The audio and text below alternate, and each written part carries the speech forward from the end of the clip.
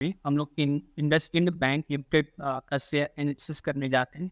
यहाँ पे हम लोग वही 3 पैरामीटर्स ही देखेंगे। पहले टेक्निकल देखेंगे, फिर फंडामेंटल में आएँगे और लास्ट में एफआईआई, डीआई डेटा क्या कह रही है, उस पे आएँगे। और चर्चा यही रहेगा कि अभी क्या यहाँ पे इसको बाय करना चाहिए कि नहीं करना चाहिए? जिन्होंने बाय कर रखा है उनको होल्ड करना चाहिए या फिर उनको सेल करके निकल जाना चाहिए? वो सब हम लोग यहाँ पे चर्चा करेंगे और कुछ एनालिस्ट लोगों ने अपना यहाँ पे स्ट्रॉन्ग बाय रेटिंग भी दिया है, वो भी मैं आपको लास्ट में एक बार शो कर दूँगा, तो बने रहिएगा। सबसे पहले हम लोग चलते हैं, पहले इसका न्यूज़ देख लेते हैं कि कुछ न्यूज़ है कि नहीं। तो 4 डेज़ अगो मनी कंट्रोल ने इसमें कहा है कि buy IndusInd bank target of rupees 2000 ICICI securities, ठीक है? तो इसने टारगेट दिया है आईसीआई सिक्योरिटीज़ जो है इसने टारगेट दिया है कि 2000 तक का टारगेट लेके चलिए। फिर मार्च 14 में IndusInd bank gets penalty order of 10.2 billion rupees, ये मार्च 14 की बात है। और Indian shares in higher wholesale inflation is market off. तो सबसे जो 4 दिन पहले का जो मनी कंट्रोल ने यहाँ पे न्यूज़ दिया है टारगेट का 2000 का, वो इम्पोर्टेंट है, यानी कि कहीं ना कहीं ये लोग इंडसइंड बैंक पे बुलिश हैं, ठीक है? तो ये हमारा न्यूज़ था। यहाँ पे एक बार हम लोग इसका मार्केट को सरप्राइज़ किया है कि नहीं किया है, वो एक बार देखेंगे। तो अर्निंग के हिसाब से तो मार्केट को इसने नेगेटिव मीन्स बहुत ही माइनर सा 0.03% के हिसाब से सरप्राइज़ किया। और रेवेन्यू के केस में इसने 6.51%, ठीक है, इसने पॉजिटिव सरप्राइज़ किया है। तो ऑफ कोर्स कह सकते हैं कि अर्निंग और रेवेन्यू के केस में भी मार्केट को इसने स्लाइटली पॉजिटिव ही सरप्राइज़ किया है और न्यूज़ भी अपना यहाँ पे पॉजिटिव ही है, ये कहा जा सकता है। तो चलिए हम लोग सबसे पहले मंथली टाइम फ्रेम पे चलते हैं और वहाँ पे पहले इसका टेक्निकल एनालिसिस देखते हैं कि कोई पैटर्न वहाँ पे बन रहा है कि नहीं बन रहा है। कुछ अपने को अपॉर्चुनिटी दिख रही है कि नहीं दिख रही है। तो यहाँ पे अगर मैं बात करूँ, तो फिर यहाँ पे एक बहुत ही स्ट्रॉन्ग जो है वो सपोर्ट रेजिस्टेंस यहाँ पे बना हुआ है, वो मैं आपको यहाँ पे शो कर देता हूँ। तो यहाँ पे अगर आप ध्यान से देखेंगे तो फिर क्या हो रहा है यहाँ पे कि मंथली टाइम फ्रेम पे ये जो है स्ट्रॉन्ग, ठीक है, यहाँ पे मूवमेंट था, अप मूवमेंट था, ठीक है, स्ट्रॉन्ग अप मूवमेंट था, स्ट्रॉन्ग अप मूवमेंट था। लेकिन स्ट्रॉन्ग अप मूवमेंट होने के बाद यहाँ पे कहीं न कहीं इसने स्लाइटली यहाँ पे सपोर्ट लिया था और सपोर्ट लेने के बाद फिर से ये ऊपर गया। ऊपर जाने के बाद ये फिर से नीचे डाउन आया और डाउन होने के बाद जो सपोर्ट बना था वो रेजिस्टेंस का कहीं न कहीं काम किया और फिर से डाउन गया।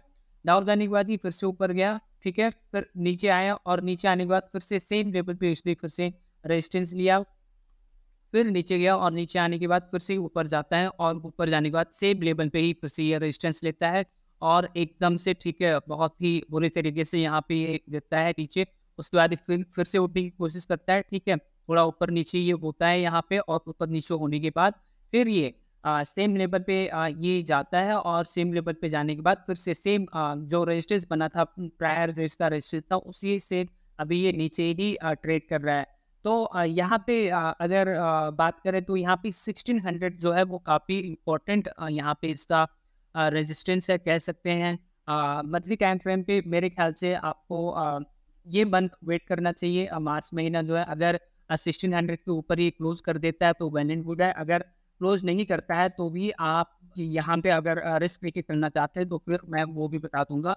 बट मेरे ख्याल से यहाँ पे 1600 के ऊपर यहाँ पे अगर ये क्लोज करता है तो ऑफकोर्स वो मंथली टाइम फ्रेम के हिसाब से बहुत ही अच्छा बाइंग पॉइंट होगा। तो बाइंग पॉइंट तो हमने देख लिया कि क्या होना चाहिए। अब हम लोग एक बार देख लेते हैं कि यहाँ पे इसका टारगेट क्या होना चाहिए और यहाँ पे इसका सपोर्ट क्या होना चाहिए, वो भी हम लोग एक बार यहाँ पे देख लेंगे। तो उससे पहले यहाँ पे एक बार हम लोग इसका स्टॉप लॉस निकाल लेते हैं और स्टॉप लॉस निकालने के बाद हम लोग आगे चर्चा करते हैं। तो स्टॉप लॉस मेरे ख्याल से यहाँ पे जो आपका रखना चाहिए, जो वो आपका होना चाहिए, वो कम से कम कहीं ना कहीं आपको 1200 के आसपास ही आपका स्टॉप लॉस होना चाहिए। स्टॉप लॉस आपका 1200 होना चाहिए। 1200 होने के बाद आपका जो टारगेट होना चाहिए वो होना चाहिए इसके हाई पे। तो 2008 आ रहा है और भी अगर हम लोग इसके हाई पे जाएँगे तो 2032 आ रहा है। जो आईसीआई सिक्योरिटीज़ ने बताया है, वो इसका हाई लगा के ही बताया है। तो हम लोग कह सकते हैं कि इसका टारगेट मंथली टाइम फ्रेम पे आप जो है 2000 रख कर चलिए। अभी अगर रिस्क लेके चलना है तो यहाँ से भी आप रिस्क ले सकते हैं, बट सजेशन एडवाइस ये रहेगा कि आप जो है यहाँ पे अगर 100% क्वांटिटी लेने की सोच रहे हैं तो फिर ऑफ कोर्स यहाँ पे 50% लीजिए और क्लोज ऊपर हो जाए तो फिर आप जो है अपनी पोजीशन को बढ़ा सकते हैं, 50% ऐड और कर सकते हैं। तो ये था हम लोगों ने मंथली टाइम फ्रेम पे, इसको हम लोगों ने देख लिया। अब चलते हैं एक बार वीकली टाइम फ्रेम पे, और वीकली टाइम फ्रेम पे यहाँ पे डिस्कस करते हैं। तो वीकली टाइम फ्रेम पे डिस्कस करने से पहले मैं यहाँ पे इसकी जो ड्राइंग की थी वो मैं यहाँ पे इरेज कर देता हूँ। अब हम लोग यहाँ पे वीकली टाइम फ्रेम पे बात करते हैं। बट ये वीकली टाइम फ्रेम की एनालिसिस करने से पहले आपसे ये रिक्वेस्ट है, चैनल का कंटेंट अगर आपको पसंद आ रहा है तो चैनल को सब्सक्राइब करिए, वीडियो लाइक करिए और सबके साथ शेयर जरूर करिए। चलिए ठीक है। तो यहाँ पे अगर हम लोग एक ध्यान से देखें तो फिर ऑफकोर्स यहाँ पे बहुत सारे हैमर कैंडल बन रहे हैं या फिर रिजेक्शन कैंडल बन रहे हैं। अगर आपको ये सब कैंडल समझ में नहीं आ रहे हैं, मैं कौन सी कैंडल की बात कर रहा हूँ, मैं बात कर रहा हूँ ये कैंडल की, ठीक है। ये दूसरा कैंडल, ये फिर उसके बाद ये तीसरा कैंडल।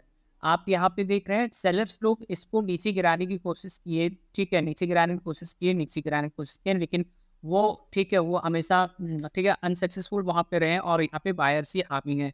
तो कहीं ना कहीं जिससे ये अपने को पता चलता है कि यहाँ पे बायर्स लोग हावी हैं। और यहाँ पे अगर मैं बात करूँ कि यहाँ पे स्ट्रॉन्ग जो सपोर्ट मुझे कहीं न कहीं यहाँ पे भी दिखाई दे रहा है, वो आपका 1430 के हिसाब से स्ट्रॉन्ग सपोर्ट यहाँ पे दिखाई दे रहा है। तो ऑफ कोर्स जिस हिसाब से यहाँ पे ये कैंडल बन रहा है, उस हिसाब से तो यहाँ पे बाइंग अपॉर्चुनिटी ऑफ कोर्स यहाँ पे बनती हुई नज़र आ रही है। और और ये जो है एक अच्छा खासा buying opportunity weekly time frame पे कह सकते हैं कि हाँ, ये हो सकता है। अब अगर अगर आपको यहाँ पे बाई करने हैं तो आपको यहाँ पे टारगेट क्या लेके चलना है। तो पहला टारगेट जो है आप यहाँ पे 1675 1676 ये लेकर चलिए, ये आपका फर्स्ट टारगेट होना चाहिए। और जो दूसरा टारगेट होना चाहिए वो 2000 के हिसाब से आप वो दूसरा टारगेट लेके चल सकते हैं। तो टारगेट हम लोगों ने जान लिया, इसका स्टॉप लॉस एक बार जान लेते हैं। तो स्टॉप लॉस आपको कहीं ना कहीं यहाँ पे 1250 के हिसाब से आपको यहाँ पे स्टॉप लॉस रख के चलना पड़ेगा, या फिर 1230 के हिसाब से आप यहाँ पे स्टॉप लॉस लेके चलिए। तो ये हम लोगों ने वीकली टाइम फ्रेम पे भी बात कर ली है। अब हम लोग चलते हैं एक बार डेली टाइम फ्रेम पे और देखते हैं कि वहाँ कोई अपॉर्चुनिटी बन रही है कि नहीं बन रही है। तो अगर यहाँ पे डेली टाइम फ्रेम पे आप देखें तो ऑफ कोर्स यहाँ पे जो एक पैटर्न बन रहा है वो रेक्टेंगल पैटर्न बन रहा है, या फिर कहें ये रेंज बाउंड पैटर्न बन रहा है, ठीक है। आपको जैसा यहाँ पे सही लगे, यहाँ पे मैं आपको बता देता हूँ कि वो बन क्या रहा है। तो यहाँ पे जो है एक हिसाब से मुझे जो लगता है वो एक रेक्टेंगुलर यहाँ पे पैटर्न बन रहा है। मैं आपको शो कर देता हूँ, मतलब एक ही रेंज में वो घूम रहा है अभी। और यहाँ पे एक रेंज में कौन सा घूम रहा है, तो देखिए प्राइस जो है ऊपर से एकदम से नीचे आया। नीचे आने के बाद ये फिर सेम ऊपर गया, ठीक है। ये उसी लेवल से फिर नीचे रिवर्स हुआ जिस लेवल पे पहले यहाँ पे इसका रेजिस्टेंस बना था एक, और फिर वही रेजिस्टेंस अभी सपोर्ट बन रहा है। और सपोर्ट बनने के बाद सीधे नीचे आया, और अब वही सपोर्ट अब यहाँ पे रेजिस्टेंस बन रहा है। मुझे पता है आपको कंफ्यूजन हो सकता है, तो रेजिस्टेंस क्या होता है, सपोर्ट क्या होता है। इसको अगर समझते तो रेजिस्टेंस मतलब ये समझिए कि ये, ठीक है, मतलब उस लेवल्स के ऊपर ये जा नहीं पा रहा है, ठीक है। और सपोर्ट मतलब ये नीचे जब वो गिर रहा है तो कहाँ पे जाके वो रुक रहा है, उसको सपोर्ट कहते हैं। तो अब यहाँ पे ये जो रेजिस्टेंस है, मतलब ऊपर जाने के बाद कहाँ पे रुक के नीचे जा रहा है, तो ये ऑफकोर्स ये फिर से यहाँ पे नीचे गया, और नीचे फिर यहाँ पे ये सपोर्ट बना दिया, ठीक है।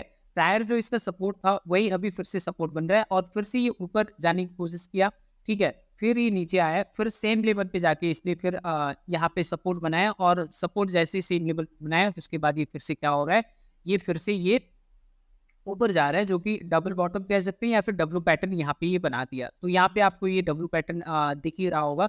ये डब्ल्यू पैटर्न बनाने के बाद ये फिर से धड़ाम से नीचे गिरता है, और नीचे जाने के बाद ये फिर से उठने की कोशिश कर रहा है। तो मेरे ख्याल से आपने ये यहाँ पे पॉसिबिलिटी देखी होगी, या फिर आपने अनुमान लगा ही लिया होगा। ये हो सकता है अभी फिर से यहाँ इसी रेंज में जाए, और इसी रेंज में जाने के बाद ये नीचे गिर जाए। हो सकता है, हो भी नहीं सकता है। और ये भी हो सकता है कि यहाँ पे इस रेंज में इस बार ये ना रुके, और ये ऊपर सीधे 1676 के आसपास चला जाए। तो डेली टाइम फ्रेम पे मेरे ख्याल से परचेस तभी करना चाहिए जब ये आपका 1565 के ऊपर क्लोज हो, तब यहाँ पे परचेस किया जा सकता है, बाई किया जा सकता है। और अगर आप बाई कर रहे हो उस लेवल पे, तो आपका स्टॉप लॉस क्या होना चाहिए वो मैं बता देता हूँ। तो स्टॉप लॉस अगर उस लेवल पे आप बाई कर रहे हैं तो आपका स्टॉप लॉस कम से कम 1450 आपका स्टॉप लॉस होना चाहिए। 1450 आपका स्टॉप लॉस होना चाहिए। टारगेट मैंने आपको बता दिया 1675 का डेली टाइम फ्रेम पे आपको टारगेट लेके चलना है। ये पहला टारगेट है। दूसरा टारगेट आप 2000 जो ICICI सिक्योरिटीज है उस हिसाब से लेके चल सकते हैं। आपको जैसे कंफर्टेबल हो उस हिसाब से आप कर सकते हैं। तो हमने यहाँ पे मंथली, वीकली और डेली यहाँ पे तीनों टाइम फ्रेम हमने देख लिया। अब हम लोग चलते हैं इसका फंडामेंटल एनालिसिस करते हैं और वहाँ पे देखते हैं कि दिसंबर का फाइनेंशियल रिजल्ट यहाँ पे कैसा आया है। तो इंडसइंड बैंक ऑफ कोर्स इसका करंट प्राइस 1519 चल रहा है, हाई लो इसलिए 1694 और 1007 लगा है। मार्केट कैप लार्ज कैप है, 118441 करोड़ का है ये। और नीचे अगर हम लोग देखें तो 3 इयर्स के टाइम फ्रेम पे ये अपवर्ड में है। 5 इयर्स में अगर हम लोग यहाँ पे देखें तो ऑफ कोर्स ये डाउन तो गया था 2020 में कोरोना के टाइम पे, फिर उसके बाद ये अप ही लगा रहा है, ठीक है, हायर लो ही लगा रहा है। उसके बाद 10 इयर्स में देखें तो अपने ऑल टाइम हाई के आसपास ये जाने की कोशिश कहीं न कहीं ये कर रहा है, ऐसा कहा जा सकता है। इसका प्रोस यही है कि कंपनी का वर्किंग कैपिटल रिक्वायरमेंट जो है वो रिड्यूस हुआ है 86.2 डेज़ से ये 68.3 डेज़ हो गया है। कॉन्स इसमें भर-भर के हैं, कंपनी का इंटरेस्ट कवरेज रेशियो लो है, प्रमोटर की होल्डिंग लो है 15.8%, कंपनी का return on equity 10.9% over 3 years है जो कि लो है। कंटीजेंट लायबिलिटीज़ इसके 12,88,008 करोड़ का है। कंपनी जो है अपनी इंटरेस्ट कॉस्ट कैपिटलाइज़ कर सकती है, ऐसा कहा जा रहा है।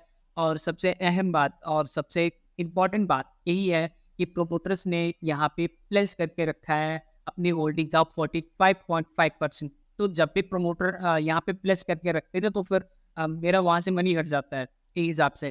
तो मतलब डिसीजन आप पे मैं यहाँ पे छोड़ रहा हूँ। ये अगर मुझे अगर सेलेक्ट करना होता तो फिर ऑफ कोर्स मैं कोई और दूसरा शेयर्स मैं देखता, उसमें ये स्टडी करता, ठीक है। अर्निंग्स में अदर इनकम भी है जो कि 9,038 करोड़ का यहाँ पे है। तो कॉन्स तो यहाँ पे बरबर के ऑफ कोर्स कहा ये जा सकता है कि ये शॉर्ट टर्म ट्रेडिंग यहाँ पे किया जा सकता है 2000 या फिर जो लेवल मैंने आपको बताया है उस लेवल पे जाके आपको अपना टाइट स्टॉप लॉस रखना है और जैसे टारगेट मीट हो आपको निकल जाना है अगर किस शेयर में आपको ट्रेड करना है तो, ठीक है। इन्वेस्टमेंट पर्पज के लिए कोई और भी शेयर यहाँ पे देखा जा सकता है। पीयर कंपैरिजन में अगर करें तो सेक्टर्स में बैंकिंग है और ये अपनी 5th रैंक में आता है। पहले HDFC bank, next ICICI bank, फिर कोटक महिंद्रा बैंक आता है, 4th में एक्सिस बैंक और 5th में ये इंडसइंड बैंक आता है। क्वार्टरली रिजल्ट की अब हम लोग बात कर लेते हैं तो इसका जो रेवेन्यू था, जो सेल्स था वो सितंबर 2023 में 11,248 था और दिसंबर में 11,572 हो गया, यानी इंक्रीज हुआ है। फाइनेंसिंग प्रॉफिट 625 से 672 यहाँ पे भी इंक्रीज हुआ है। प्रॉफिट बिफोर टैक्स 2907 से 3068 ये भी इंक्रीज हुआ है। नेट प्रॉफिट 2181 से 2298 ये भी यहाँ पे इंक्रीज हुआ था। ऑफकोर्स क्यू बेसिस पे कह सकते हैं कि इसका रिजल्ट अच्छा आया है। और अगर हम लोग वाई ओ वाई बेसिस पे यहाँ पे इसको कंपेयर करें तो वो भी अच्छा आया है। देख लेते हैं रेवेन्यू जो है दिसंबर 2022 में 9,457 था, जबकि अभी 11,572 ये अच्छा है। फाइनेंसिंग प्रॉफिट 539 से 672 अगेन इंक्रीज हुआ है। पीबीटी जो है 2616 से 3068 इंक्रीज हुआ है। नेट प्रॉफिट 1859 से 2298 ये भी इंक्रीज हुआ है। कहा ये जा सकता है कि यहाँ पे ऑफकोर्स फाइनेंशियल रिजल्ट तो अच्छा है, लेकिन प्रमोटर का होल्डिंग यहाँ पे लो होना और प्रमोटर का 45% तक यहाँ पे प्लेस करना वो थोड़ा सा कहने की फंडामेंटल को थोड़ा सा नीचे यहाँ पे गिरा रहा है, ठीक है। अब हम लोग एक बार यहाँ पे एफआईआई और डीआई डेटा देख लेते हैं और समझते हैं कि डिसीजन आगे क्या लेना है। तो अगर प्रमोटर की बात करें तो सितंबर में 16.47 थे और अभी दिसंबर में 16.45 हो गए हैं, यानी 0.02% से यहाँ पे इन लोगों ने डिक्रीज किया है। एफआईआई 41.48 से 42.47 हो गए हैं, यानी कि इन लोगों ने यहाँ पे इंक्रीज किया है। डीआईआई 28.17 से 26.21 इन लोगों ने डिक्रीज किया है। गवर्नमेंट 0.37 से 0.36 उसने भी डिक्रीज किया है और पब्लिक में 30.50 से 40.4 को पब्लिक ने यहाँ पे इंक्रीज किया है। तो ये कहा जा सकता है कि फंडामेंटल और फंडामेंटल को सिर्फ देखें और सिर्फ एफआईआई डेटा को ही देखें तो ऑफकोर्स जहाँ पे एफआईआई आ गए हैं वहाँ पे प्राइस का थोड़ा बहुत बढ़ना या फिर बहुत ज़्यादा बढ़ना, ठीक है, वो हो सकता है। ऐसा हो सकता है 2000 का जो टारगेट दिया गया है वो हो सकता है 1675 का जो टारगेट है वो भी हो सकता है, बट शेयर कब कैसे गिर जाए वो भी बताया नहीं जा सकता है। तो ऑफकोर्स यहाँ पे सबको मिला के अपने को चलना पड़ेगा। फंडामेंटल, टेक्निकल और एफआईआई डीआई डेटा सबको अगर मिला के चले तो जो लेवल आपको बताया गया था उस लेवल पे ही आपको यहाँ पे ट्रेड करना होगा। इन्वेस्टमेंट पर्पज के लिए मुझे लगता है कोई दूसरा शेयर देखना सही रहेगा, क्योंकि जिस हिसाब से ये फॉल हुआ है ना, मैं आपको यहाँ पे दिखा देता हूँ। यहाँ पे फॉल इसने कितना कितना किया है।